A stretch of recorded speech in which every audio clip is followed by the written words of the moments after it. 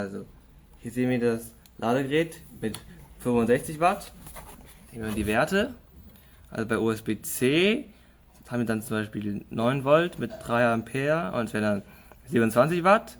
Und das Max wären dann bei 20 Volt 3,25 Ampere und damit 65 Volt. Und bei USB-A hätten wir dann das Max bei 20 Volt 1,5 Ampere und 30 Watt.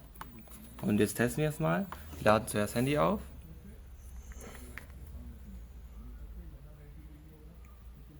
Schauen wir uns mal die Werte an. Naja, wir haben ungefähr um die 9 Volt, 3 Ampere und um die 27 Watt, ja. Jetzt laden wir Laptop auf.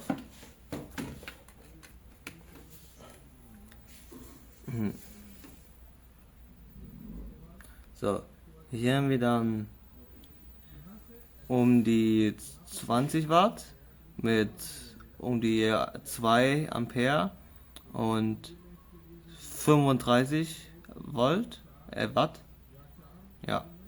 Oder ja, 35 Watt. Hier haben wir dann Typ A und wir laden erstmal Handy auf. Ja. Dann schauen wir uns die Werte an.